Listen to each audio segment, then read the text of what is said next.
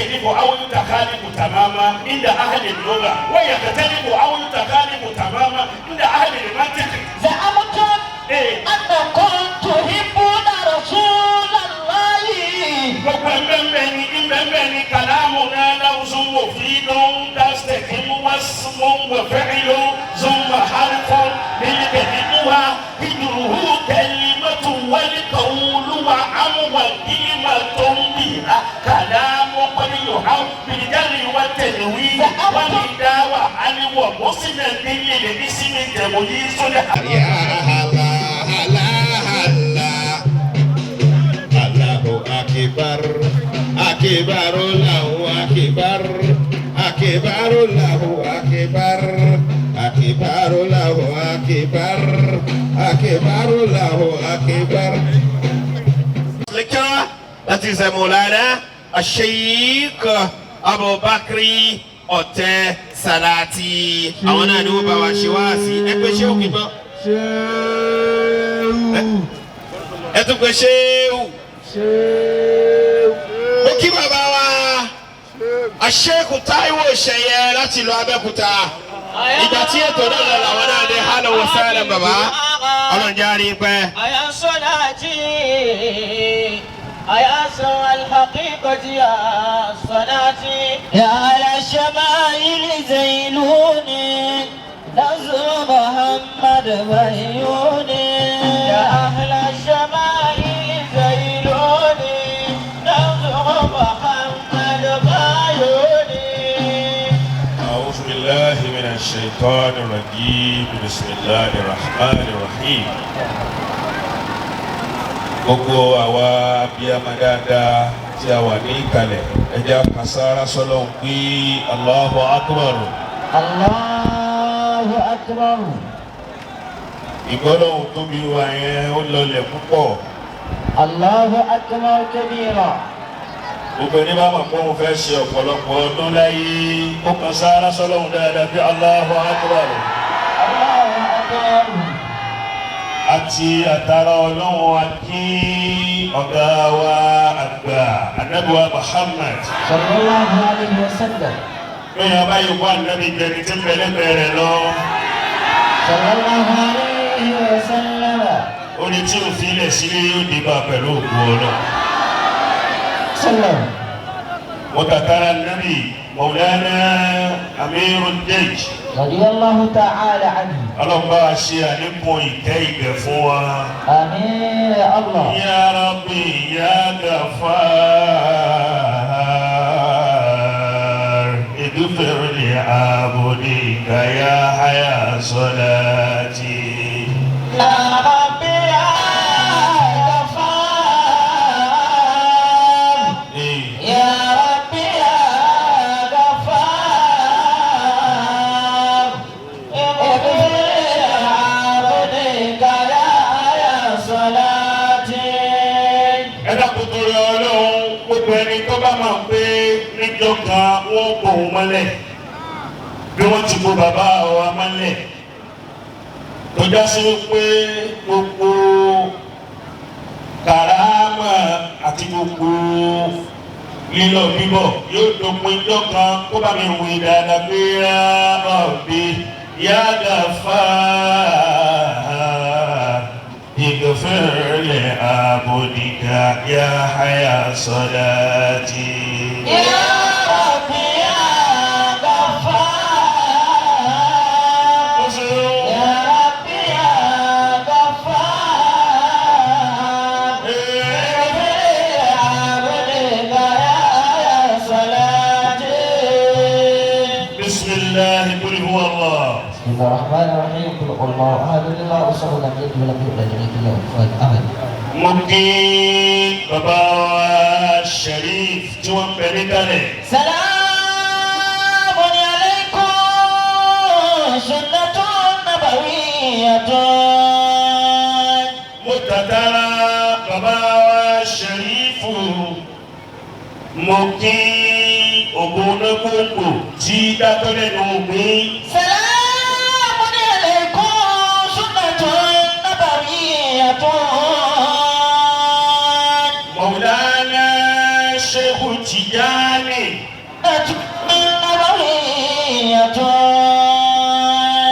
pariwo ṣéwù kí n gbọ́. Salamun alaykum sunnatun nabawiyyatun. Ọkùnrin ọlọ́run àjànàkú kọjá orí kan fìrí. Salamun alaykum sunnatun nabawiyyatun. Bàbá rere kápá rere mọ̀nàkà yìí. Sunnatun nabawiyyatun. Àbá wa lábẹ́rẹ́ ó Maulana Sheikh Tijani Sheikh Tijani. Salamun alaykum sunnatun nabawiyyatun. Ó dùn mí tí ò sásìkò ìsìn bá wa pàdé rí àkọ́kọ́ tí bá wa pàdé rí. Ijabatun fardun ala kulli muslimin. Ẹ fi iná súnlẹ̀ fún ara yín lọ́yọ̀ kọ̀ọ̀kan wájú bàbá wa Sheikh Bashiru Lawa. Salamun alaykum sunnatun nabawiyyatun. Mo fi ọ̀rẹ́ yín ayò ní mo fi kí yín sọ àbáwá Issah ọba ọlọ́mọ́sàbá bùkúrẹ́ àdìyàmọ̀ wọn. Sunnatun nabawiyyatun. Kọ́lọ̀ wọlé àtìtóbi rẹ̀ ọlọ́mọ ti kẹ́ ikú lẹ̀ fún wa báyìí. Salamun alaykum sunnatun nabawiyyatun. Mo kí bàbá kúkú Sunnatun nabawiyyatun. ẹgbẹ́ kúkú ẹgbẹ́ Sunnatun nabawiyyatun. ní kánjú kú. Sunnatun nabawiyyatun. Mo kí bàbá wa lábẹ́rẹ́ Sunnatun nabawiyyatun. àjọwọlé náà ni Salamun alaykum. ọba tó fi ń ṣe ọ̀ṣọ́ Ìlọrin ipò ìdíje oníyàwó. Sunnatun nabawiyyatun. Bẹ́ẹ̀ yẹn bá sàmì fún yín yóò níbẹ̀ fóun náà. Sunnatun nabawiyyatun. Mo fi bàbá wa lábẹ́rẹ́ mo fi kí bàbá wa tí ń bẹ̀ lẹ́gbẹ̀ẹ́ wa mo kí gbogbo àwa mayanya mo kí bàbá mi. Salamun alaykum sunnatun nabawiyyatun. Tí wọ́n sọ àìdára tí wọ́n sọ bí ìsọ̀rùn mo kí yín púpọ̀. Sunnatun nabawiyyatun. Mo kí gbogbo ẹ̀yin bàbá mi tẹ̀ dògbò. Salamun alaykum sunnatun nabawiyyatun. Ẹni bá wà kó o fẹ́ sọ pọ̀lọpọ̀ ọdún ayé kó o gbọ́ àná mi lẹ́nu ẹ̀ta kiri.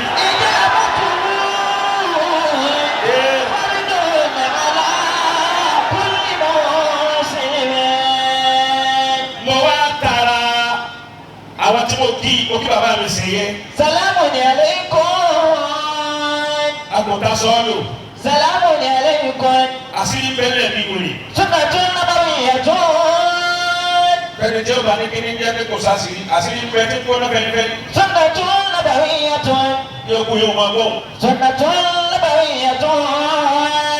Mo tàtàrà tí mo kí bàbá wa ti bẹ̀rẹ̀ bẹ̀rẹ̀ wọn. Sunnatun nabawiyyatun. Mo kí ẹ̀yin alága, mo kí ẹ̀yin àwa ó débẹ̀ ó dẹ̀rọ̀. Salamun alaykum sunnatun nabawiyyatun. Gbogbo ẹni bá kí sí ọmọ àwọn sojú ẹ̀mí o, pé ìwọ ànábì dé rí inú ẹ̀yọ́ obìnrin.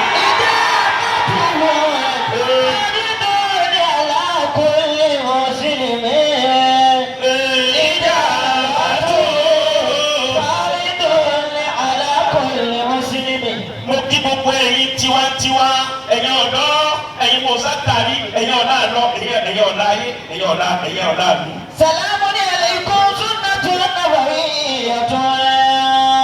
Ẹni ní sọ́kè kẹ́ Yorùbá ànábì kọ́ ọ̀bẹ kọ́ mẹ́sàn-án ní bẹ́ẹ̀ lára. Salamun alaykum sunnatun nabawiyyatun. Mo wá darí kíkì mi sọ́dọ̀ oníkan òní. Sunnatun nabawiyyatun. Bàbá wa wá sí káàkiri wá sí kan òní tí bàbá wa Muhammadu Bashir tí wọ́n ṣe yìí lọ. Salamun alaykum sunnatun nabawiyyatun. Ẹlòmíì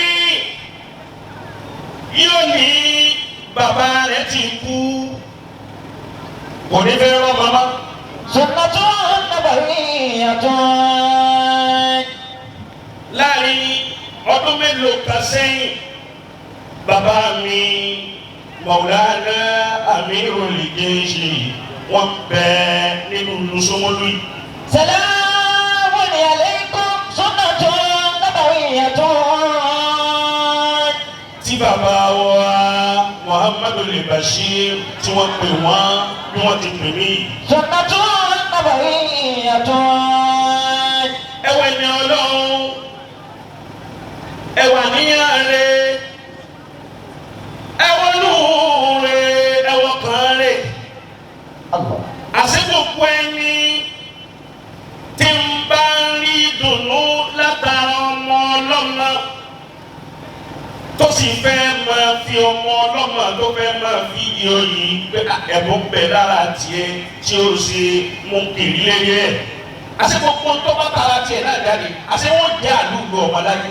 Salamun alaykum sunnatun nabawiyyatun. Ẹlòmíràn ní nígbà bàbá wa ti kú àlejò àwọn mama orí bẹ̀ fún bàbá wa Muhammadu Bashir. Jamalu shakili matilubu. Jamalu ruhiya sohi aramu. Látọ̀dún tó lọ tí bàbá mi Maulana mi Rulikeshi tí wọ́n ti wọnú lẹ̀ àbá wa lábẹ́rẹ́ bí kò wá náà ti wọnú lẹ̀ ẹjọ́ kan. Jamalu shakili matilubu walakin. Ní àfáwọn àgbà Muhammadu Bashir ni wọ́n ti ń pè mí ọdún tó lọ láti fẹ́ kí n wá sóde. Jamalu shakili matilubu walakin. Torí pé wọ́n ti wípé ọ̀gá dábòdábò.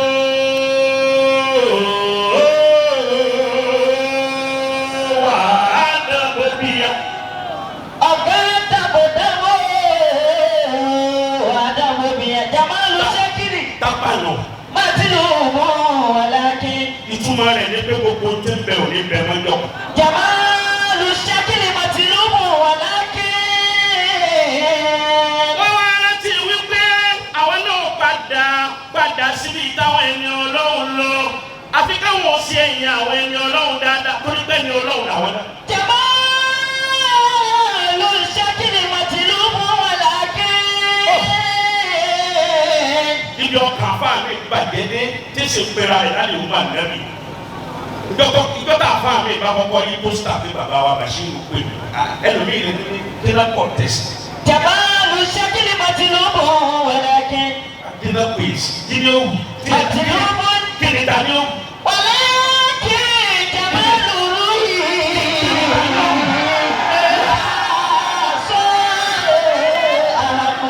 Sírù làṣẹ máa yù dájú ilé ilé àbúrò. Abáàmì àmì ìgbésẹ̀ òpè lọ́wọ́ pé kalẹ̀ tí gbọ́dọ̀ fẹ́ẹ́ fẹ́ẹ́. Jamalu shakili matilubu walakin. Ṣé o Muhammadu Bashir amáyé tẹ̀sẹ̀ yìí? Jamalu shakili matilubu walakin. Ìwà táwọn ẹni Ọlọ́run máa wù náà lẹ́wù yìí. Matilubu walakin. Ẹ fojú gbà wá rẹ̀, ẹ fojú rẹ̀ náà wá. Matilubu walakin. Àbáwọ̀ alábẹ́rẹ́ nù àwọn tẹ́ máa kí ní bàbá wa Bashir wo. Jamalu shakili matilubu walakin. Bàbá mi sẹ̀yẹ́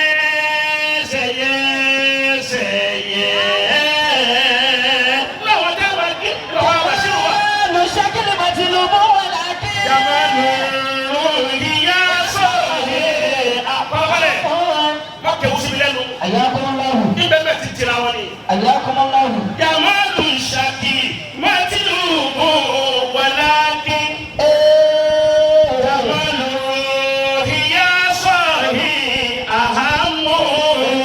Jamalu Nínú àwọn tẹ́ máa kí ni bàbá wa Bashir wà. Jamalu shakili matilubu walakin. Ìjẹ́ ìdákọ̀ ṣé Bashir ẹ̀sìn yìí lápá. Nadirun. Bàbá wa Fásásí. Mushrikun muta'attiqun. Ṣéwù Tìjání. Ọkùnrin Ọlọ́run. Ẹ̀kọ́ wọn lè dá tẹ́lẹ̀ àfẹnì tí ọba tẹ́lẹ̀ sí. Bashirun. Nadirun. Gbogbo nǹkan lọ́mọ níbi ìtẹ̀rí kọ́. Bashirun nadirun. Ọkùnrin Ọlọ́run tí ó mọ gbogbo àtàrí àwọn èsù lẹ́lẹ̀ báyìí. Bashirun nadirun. Ṣéwù Tìjání. Nínú àwọn tẹ́ máa kí ni bàbá mi Bashir wà. Bashirun nadirun. Bàbá mi kúkú. Nínú àwọn tẹ́ máa kí ni Ṣéwù bá. Èyí tí wọ́n ṣe lálẹ́ yìí bẹ́sẹ̀ ló wò ní ìwáàsí. Bashirun nadirun. Mushrikun dàrú. Bashirun. Ọ̀tẹ́ náà wá pè. Jamalu shakili. Matilu walakin. Jamalu ruhiya sahe ahamon. Irú wà bẹ́ẹ̀ bá ń bẹ lọ́kàn rẹ̀. Ó sínú ọmọ ó sínú ẹ̀yà nábì. Ìdáàmà káàdà. Kílí àkàlà kíkúmọ́. Àṣé bàbá Bàṣírù àṣẹ́yìn náà tún ọ̀la ṣe kalẹ̀ látòlè. Ìdáàmà káàdà kílí àkàlà kíkúmọ́. Wá sílẹ̀ yóò náà ń tẹ́ dánwò fún wa yìí. Wá sí ni. Pẹ̀rán tí àná látara wa tò ní. Wà ó súnmọ́ ní Mari bàbá Sàdámà. Ọlọ́run wọlá òru Muhammad. Ọba Alẹ́ Wàsálàmà. Ẹ̀yìn bó ń ṣe ọlọ́run. Àbáyọ̀ bó ń ṣe ọlọ́run dáadáa. Orí tí o fi lè ṣe yóò dé bá. Kẹ́lẹ́kẹ́sì ti kìí kọ́yà bí. Ẹ̀yìn bó ń ṣe ọlọ́run. Ẹ̀yìn bó ń ṣe ọlọ́run. Ìyá àmàlà àkọ́fẹ́ta. Káwọn tí wọ́n sọ pé kí ní bẹ́ẹ̀ mọ̀ olúdi pé kò dá lẹ́nu wọn kó mọ̀ pé àtùpà wọn ti kú. Mani àròkúta Muhammadu bí kàmáàlì. Mọ̀nàdá ṣe èkó níbẹ̀ ṣe irú. Ikú òjijì nígbà ikú wa. Wàjàlálì wàjàmàlì wàkìsàlì múlá màkánàkà. Bẹ́ẹ̀ bá ìròyìn tó ṣẹ́kù, ayé ò tún máa dá sí ni. Múlá màkánàkà wàsàmánà wàlíyà. Wàsàlìmá dáwùmán àlẹ́ ìwàlì. Dáwùmán àlẹ́ ìwàlì. Ìlà wa fẹ́ wí lójú yín o, kò sí ta fẹ́ wí lójú yín. Ayyakumullah. Bí kì í ṣe pé ìfẹ́ kànáńdà lẹ́ni lónìí. Ayyakumullah. Ìfẹ́ kànáńdà lẹ́ni lónìí. Ọlọ́wọ́ wọlé abẹ́ wọlé gbogbo eré tó wà yá yìí. Ẹ̀ ní kájú kú bàbá. Àmín. Ẹ̀rọ Allah. Gbogbo ẹni tó wù náà ò fẹ́ kájú kú bá ń pariwo pé Allah.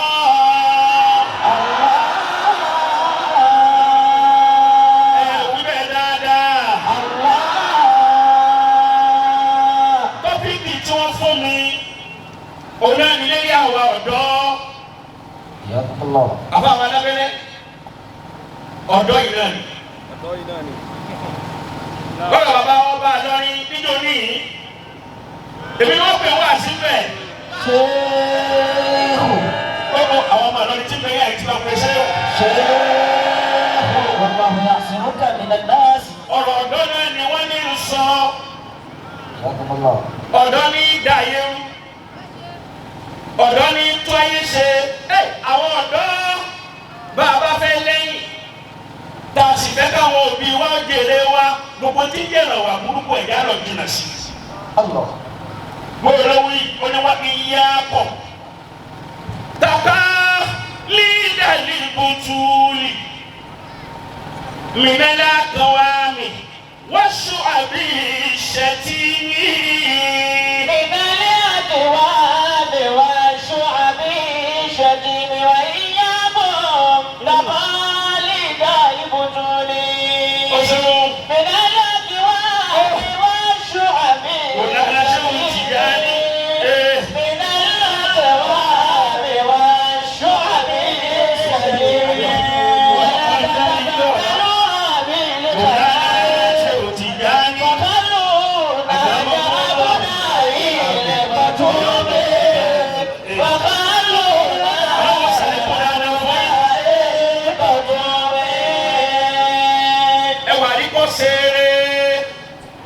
Gbogbo aṣáájú tí ọba fẹ́ ní ọmọ lẹ́yìn aṣáájú náà padà tí ọmọ lágbè gbẹ̀yìn ayé.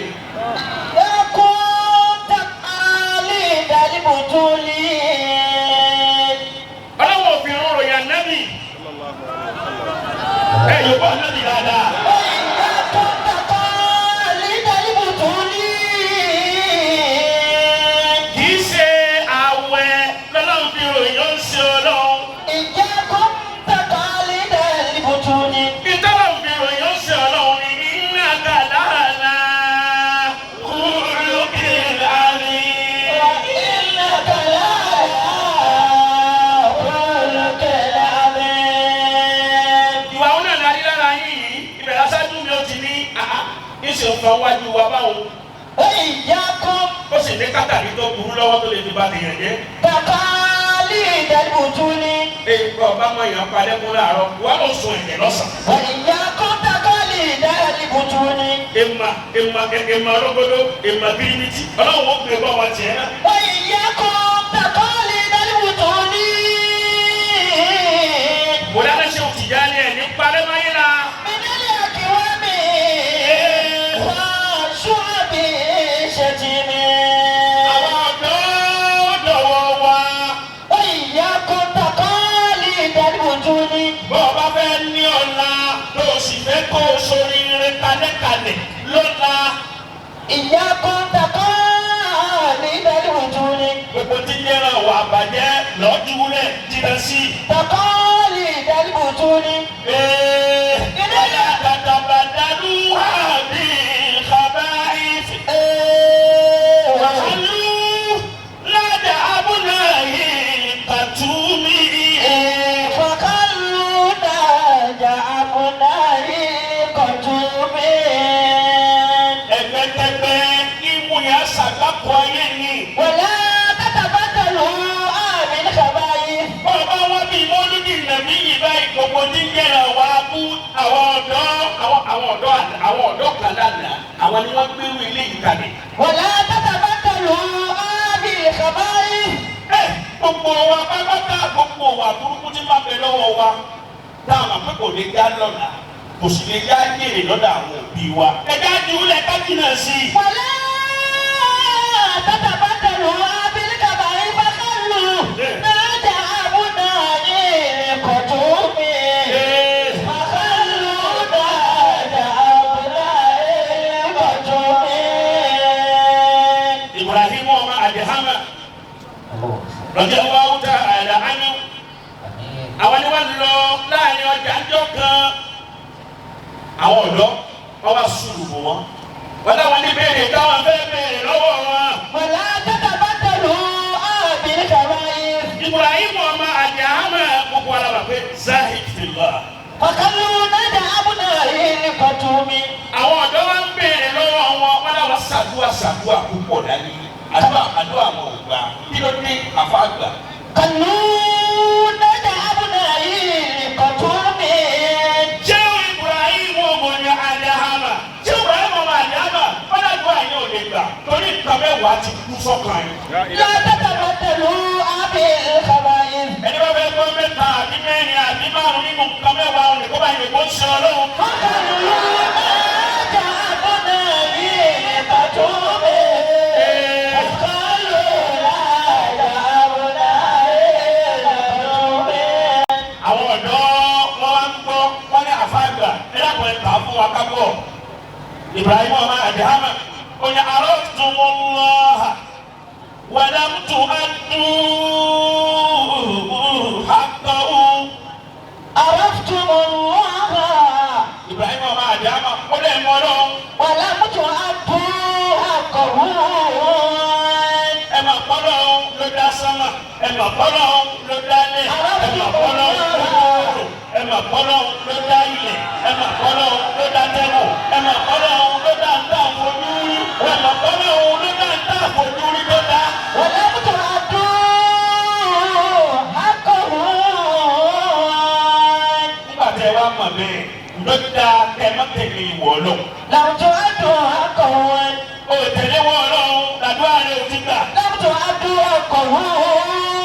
Nínú wọ̀ lọ́wọ́ tó tẹ̀lé ìwọ̀ ọ̀dọ́ òun ni tó dá àti nítorí ẹni ọlọ́run gbé sí ní òkè ẹni ọlọ́run gbé sí òkè tó ní kọ́ wá ní.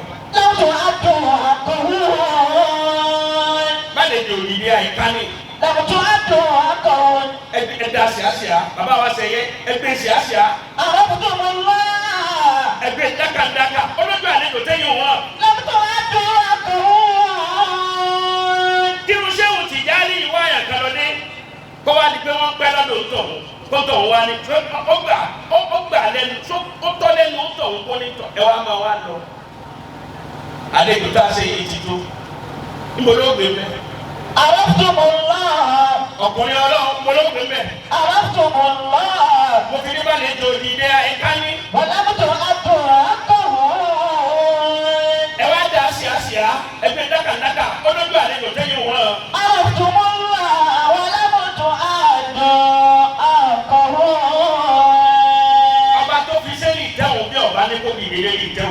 lè gbé ìdílé kó bẹ́ẹ̀ sí. Àrọ́tùmọ̀lá. Àwọn ọ̀dọ́ tá a bá fẹ́ di òmìnira ara wa tá a sì fẹ́ kó mọ̀ wá káàkiri ayé tá a sì fẹ́ dẹni Ọlọ́run ẹ̀dá lọ tẹ̀lé ìwọ Ọlọ́run.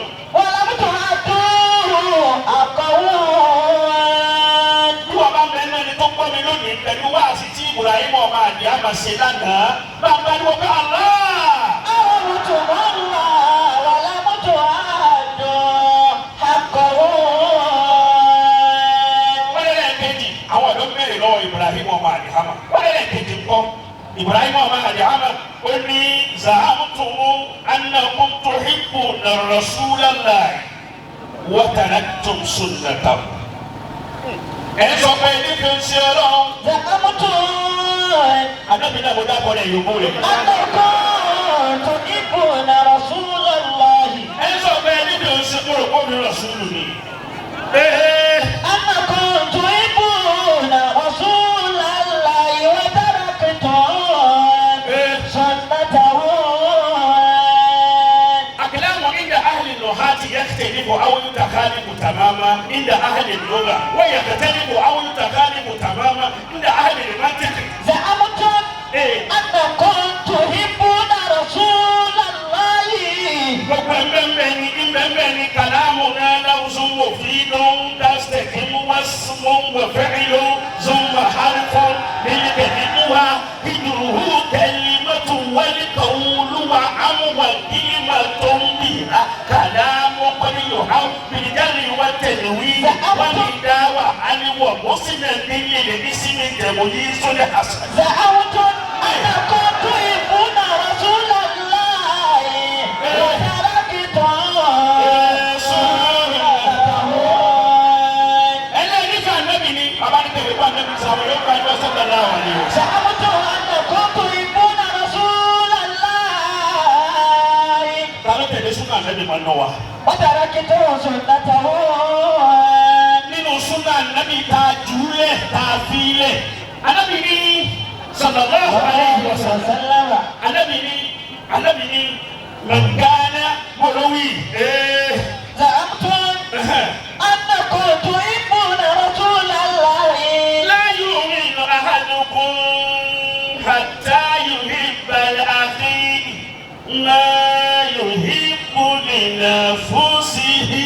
Za'amtum Sallallahu alaihi wasallam. annakum tuhibbuna rasulallahi. Ẹnu wọ́n dùn farabẹ́rẹ́ ẹnu wọ́n dùn níbi Yorùbá nẹ́bì.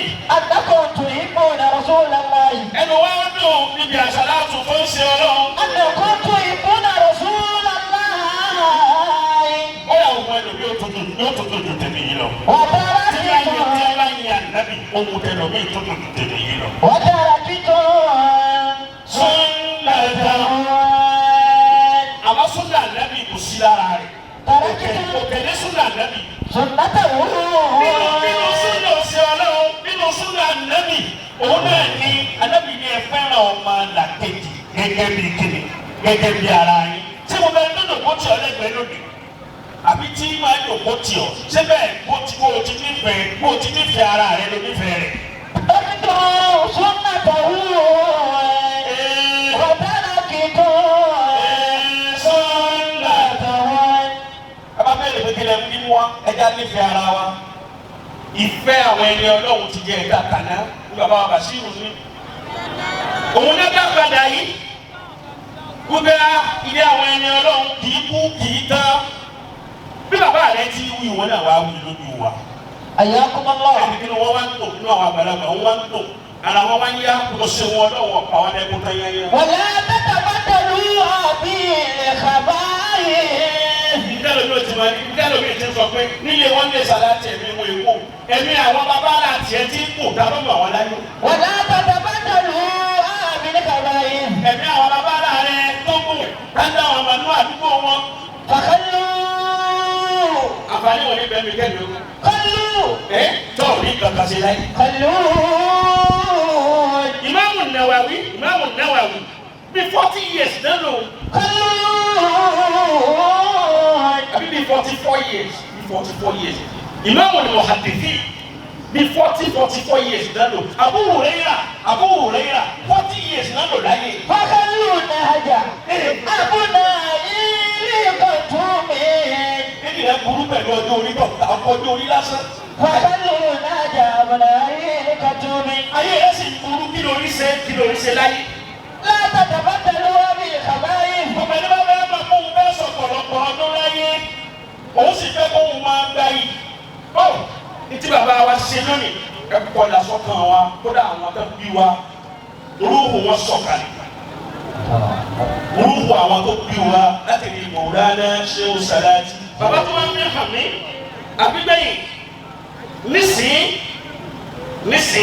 àbígbẹ̀yìn nísìn ó kọ tí wọ́n tó wá sọ ó kọ Mọ̀lánà Sheikh Ahmad Al-Rufai.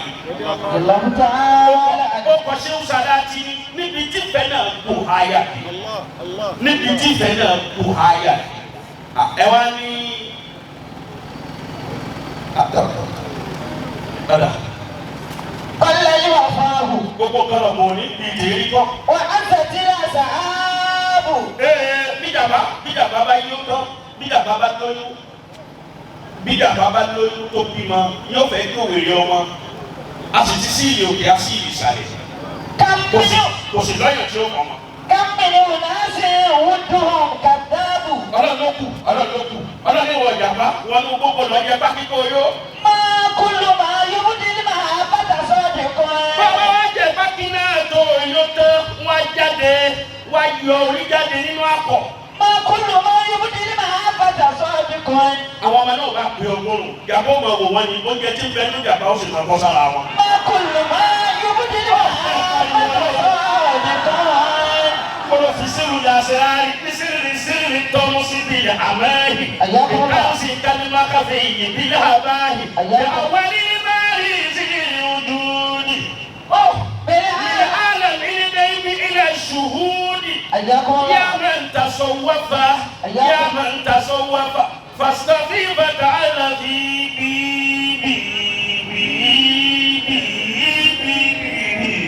oh le bani lo babo ni baba so be ni foni Ya man tasawwafa.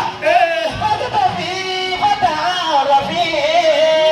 wọ́n bá lẹ́yìn òǹkọ́ni níbi àpọ́ọ̀lì ìyàpọ̀ ti máa wọ ọmọ tí oúnjẹ ó sì máa bọ́ sí. Fóònù méjì tó mú lọ́wọ́ tó ta bluetooth tó gba nǹkan síra wọn tí ń sì wọlé sí peter yé nù ni ó kọ́ lọ́wọ́ jù bẹ́ẹ̀ lọ. Ya man tasawwafa fàtà fi fàtà rafi.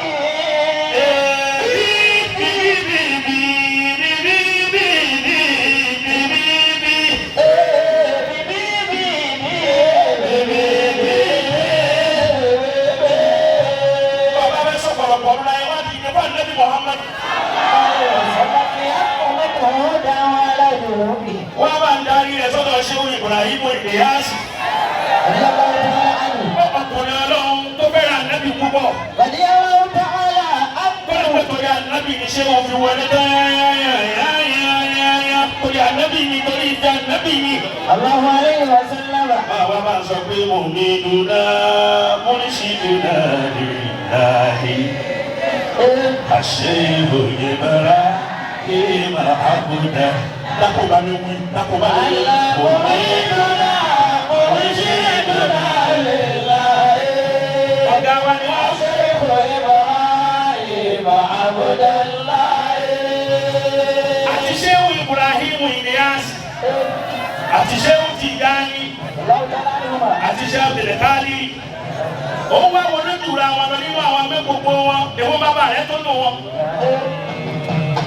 Àṣẹ ìhò ìbẹ̀rẹ̀ ìwọ̀ àbọ̀n, bàbá ń pẹ́ sára sí. Àyàbọ̀ mi dùnà, mo ṣe dùnà lè láyé. Àṣẹ ìhò ìbẹ̀rẹ̀ ìwọ̀ àbọ̀dá láyé.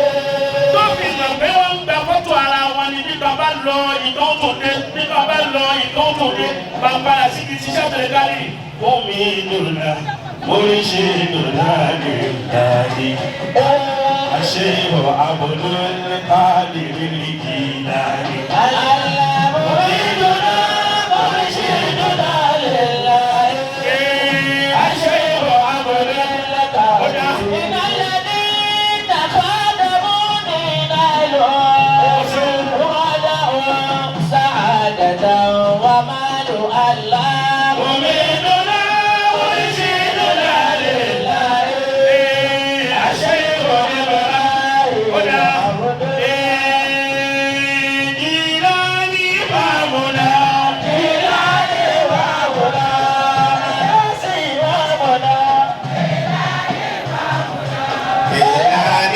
إمامنا يا شيخ إبراهيم ẹja gbé kọ́rọ̀ tó bí tí o bá gbádùn wá sínú àbámi kan sára sọ́lọ́ pé Allahu Akbar bámi kan sára sọ́lọ́ pé Allahu Akbar àwọn àgbàlagbà wọ́n ti ń ṣàdúrà fún àfáà oníwàásí níjọ́ tí mo bá rí ọ̀dọ́ ẹgbẹ́ mi tó bá perform I always feel excited. Bàbá wa Sheikh Ṣẹ̀yẹ lọ́wọ́ yín o. Ẹ̀yin ní àwọn kọ̀nfàmù lọ́wọ́ tí wọ́n fi dúró tí èèyàn tí èmi ṣubú. Àgbàgbà bàbá Bọ̀dánà Sheikh Tijani wọ́n ti ń ṣàdúrà fún àfáà oníwàásí ọlọ́kọ́ bá ṣàlékún ẹ̀mí gígùn àti àlàáfíà ara fún wọn. Wani wakayi tara mi sọmi ti lakamu jibin wani ziyadatu awudakiso fita kalumi. Ta ló fẹ́ràn ta ló gbádùn wá sínú ọkọ náà ẹ sókè ẹ káwọ́ rẹ̀. bẹ́ẹ̀ yẹn bá fẹ́ràn ànábì dáadáa ànábì gangan fúnra ara rẹ̀ òun lè yẹn fi sẹ́yìn mákẹ́ẹ̀tì kan làdá Muhammad. Tọ́ba fẹ́ràn àfa rẹ̀ aṣèlú akadéjà kò líla fi fún wọn ẹni tó bá sọ wá àdó àwọn ẹni mọ̀ kó fẹ́ràn wọn. Bàbá wa aṣèyí kọ̀tẹ́ ọlọ́kọ̀bọ̀ yìí lẹ́mí gígùn àti àlàáfíà ara. Ẹ̀mí gígùn àti àlàáfíà ara ọlọ́kọ̀bọ̀ aṣí fún yín. Ok, ṣé o kúkú?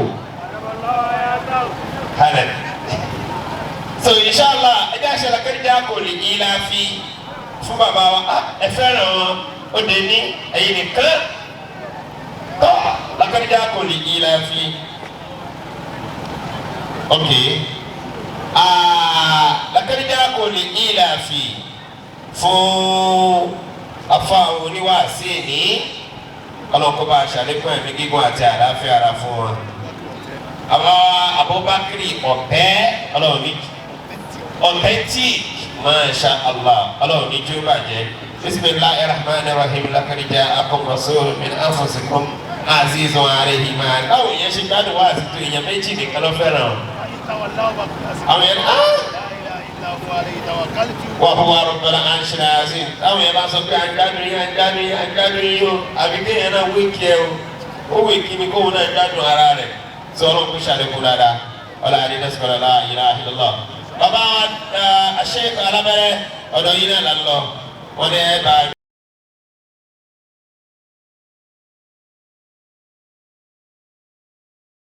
Stay tuned for more interesting programs on My Naija TV.